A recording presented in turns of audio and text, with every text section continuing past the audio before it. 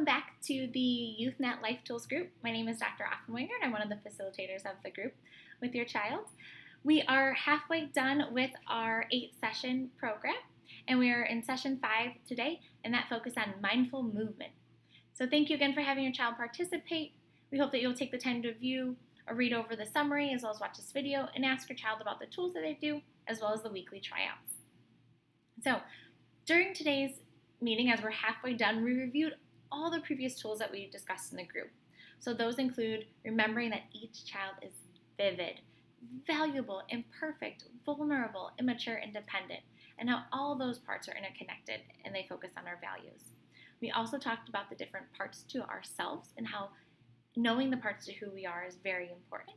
We talked about family, social, school, physical activities, and how that plays a role in their day-to-day lives. We also reviewed our 3 good things and practiced those and shared them in our group.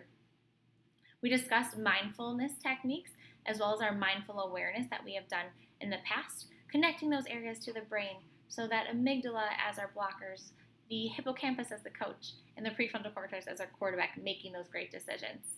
And then also talking about being aware of that, how our brain impacts our functioning, and how we have control over our thoughts, feelings, and behaviors when we practice the different tools that we can learn through being aware of others, those different behaviors. So during our 5th meeting today, we talked about sharpening our senses through mindful movement. So we learned simple self-regulation skills by controlling our breathing and our heart rate. So the goal was to develop a better understanding of the brain-body relationship to help your child become better at identifying the signals that their body is telling them.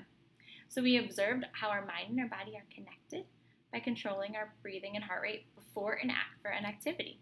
We talked about signs that our bodies will tell us that we may be getting worked up, anxious, or frustrated. And those can include becoming sweaty, feeling warmer or more hot.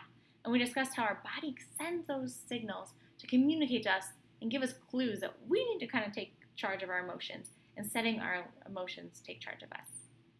We discussed how controlling our breathing, practicing our breathing, taking slow, deep breaths, can help us think clearly and make more positive decisions when we are stressed.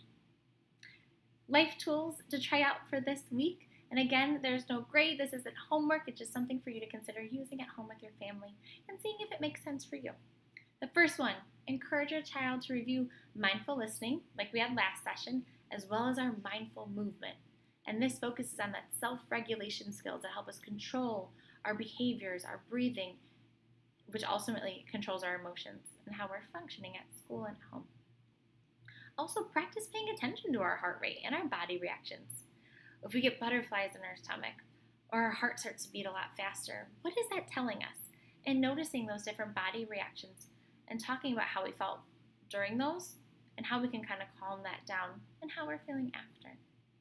Remind your child about how we can lower our heart rate if we become overwhelmed or stressed through breathing and mindfulness, but also talking about how we can raise our heart rate a bit when we may need a short break to refresh or refocus. Tryout number 2. Continue to encourage a discussion with the child about the different parts of their brain and how they play a role in their behavior, and noticing that we can strengthen our brain and train our brain just like we can strengthen our muscles by practicing calming down and using those skills.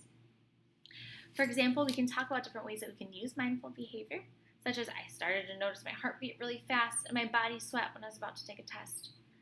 Or practicing mindful movement when we start to feel tired, stretching, getting a drink of water, or asking for a break.